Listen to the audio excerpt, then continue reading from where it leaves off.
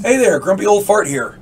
I'm doing an AD&D story on when the Dungeon Master isn't ready.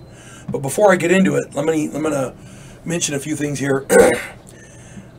I do a lot of political stuff, and sometimes my political stuff gets flagged because, you know, conservatives are censored on YouTube and other places. I have a channel called Grumpy Old Fart over on Rumble. If you enjoy my political stuff, you can also subscribe to me over there. If all you like is my gaming videos, I have another channel called Grumpy Old Gamer where all of my gaming videos go. If you enjoy UFO stories, unexplained phenomena, you know, alien abduction videos, that kind of thing, I have another one called the Grumpy Old Ufologist if you want to go subscribe there. But anyway, sometimes they flag my stuff and I can't post on Grumpy Old Fart for a while, so at least this way I can still post the gaming and the unexplained and UFO stuff. And again, on Rumble, they don't censor. So, okay, let me preface this by saying that the game needs more quality dungeon masters.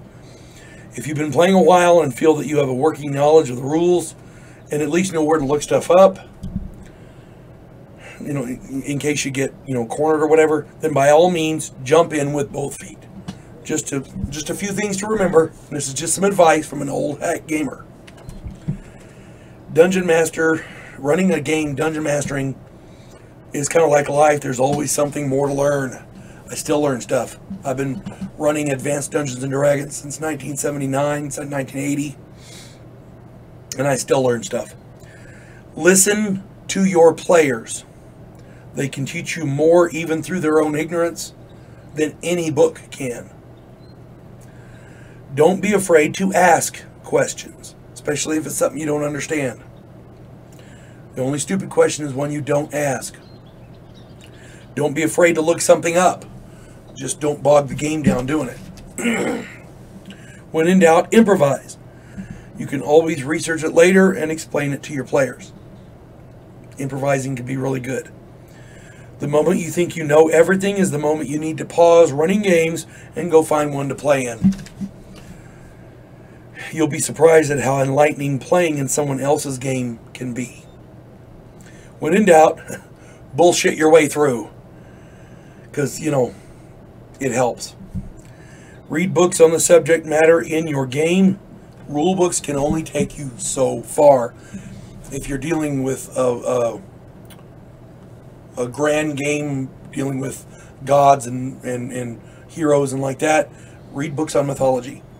If you're dealing with a political thing, go find books on medieval politics. If you're you know, if there's a big battle going on, go find books on medieval warfare. If somebody's laying siege to a castle, go find a book on siege warfare.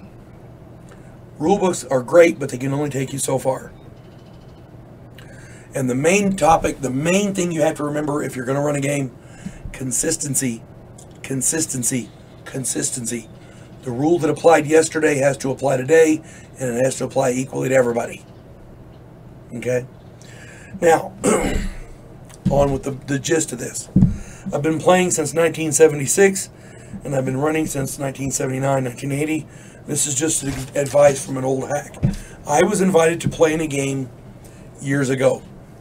The Dungeon Master was a controlling SOB who basically got away with a lot of things that I would never dream of. I would never put my players in that position.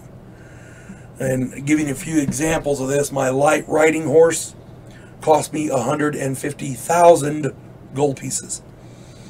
This horse was too stupid to drink water from the river or to eat grass by the side of the road. In the same game, my character took damage for not stating that I was going to the bathroom. This guy should never have been running a game. One of my players ran a game and I agreed to play. There was literally no adventure. Go check out my video, Adventureless. One of my players ran a game where our first level players all contracted waterborne diseases and died in the first 15 minutes. Shortly after that, we rolled up new characters, and spent a lot of time making up these characters, and then we contracted another disease and died off.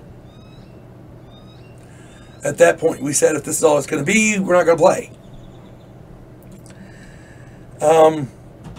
I was invited to play in a game where the dungeon master killed off the entire party every hour or so.